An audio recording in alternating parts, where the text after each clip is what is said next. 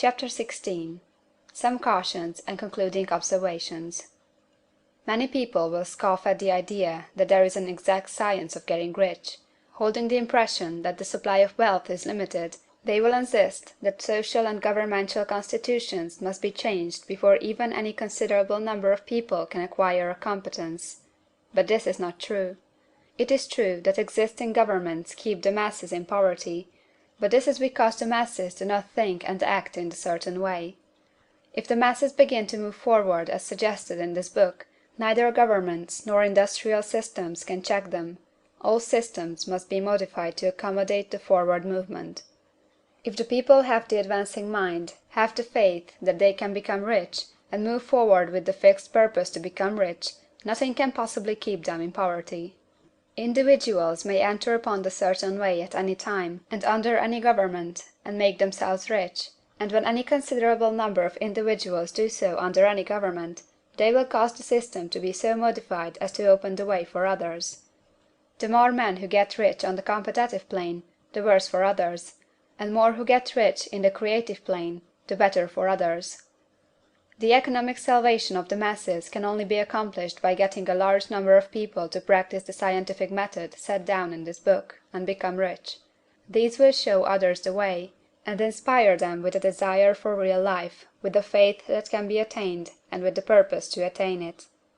For the present, however, it is enough to know that neither the government under which you live, nor the capitalistic or competitive system of industry can keep you from getting rich.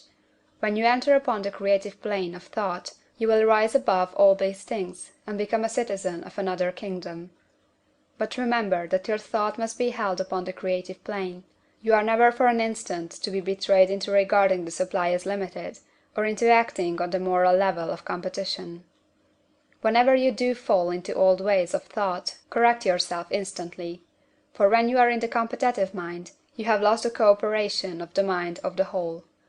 Do not spend any time in planning as to how you will meet possible emergencies in the future, except as the necessary policies may affect your actions today.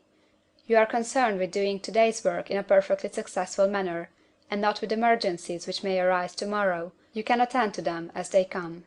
Do not concern yourself with questions as to how you shall surmount obstacles which may loom upon your business horizon, unless you see plainly that your course must be altered today in order to avoid them. No matter how tremendous an obstruction may appear at the distance, you will find that if you go in the certain way, it will disappear as you approach it, or that a way over, through, or around it will appear. No possible combination of circumstances can defeat a man or woman who is proceeding to get rich along strictly scientific lines.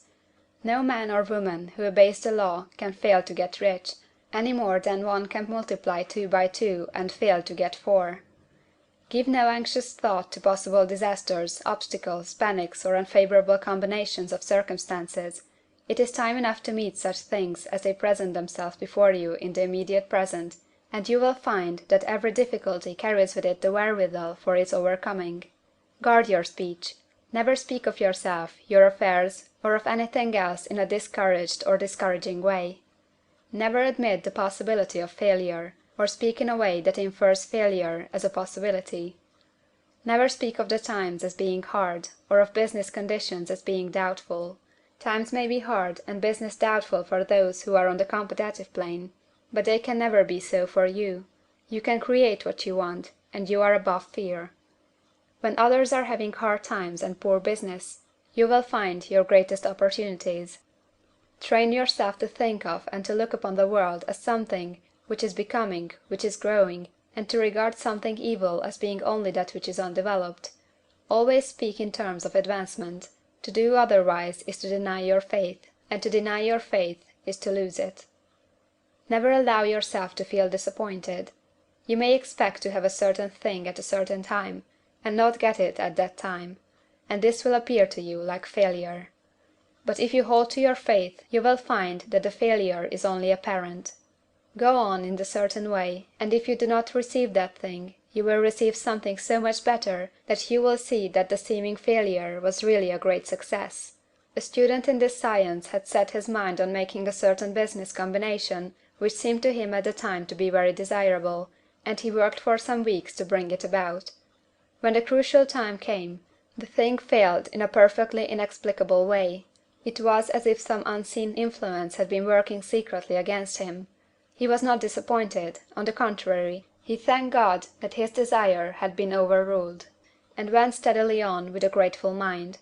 In a few weeks an opportunity so much better came his way that he would not have made the first deal on any account, and he saw that a mind which knew more than he knew had prevented him from losing the greater good by entangling himself with the lesser. That is the way every seeming failure will work out for you, if you keep your faith, hold to your purpose, have gratitude, and do, every day, all that can be done that day, doing each separate act in a successful manner. When you make a failure, it is because you have not asked for enough. Keep on, and a larger thing than you were asking will certainly come to you. Remember this. You will not fail because you lack the necessary talent to do what you wish to do. If you go on as I have directed, you will develop all that talent that is necessary for the doing of your work. It is not within the scope of this book to deal with the science of cultivating talent, but it is as certain and simple as the process of getting rich. However, do not hesitate or waver for fear when you come to any certain place you will fail for lack of ability. Keep right on, and when you come to that place the ability will be furnished for you. The same source of ability which enabled the untaught Lincoln to do the greatest work in government ever accomplished by a single man is open to you. You may draw upon all the mind there is for wisdom to use in meeting the responsibilities which are laid upon you. Go on in full faith. Study this book. Make it your constant companion until you have mastered all the ideas contained in it. While you are getting firmly established in this faith, you will do well to give up most recreations and pleasure, and to stay away from places where ideas conflicting with these are advanced in lectures or sermons. Do not read pessimistic or conflicting literature, or get into arguments upon the matter. Do very little reading, outside of the writers mentioned in the preface. Spend most of your leisure time in contemplating your vision, and in cultivating gratitude, and in reading this book. It contains all you need to know of the science of getting rich, and you will find all the essentials summed up in the following chapter.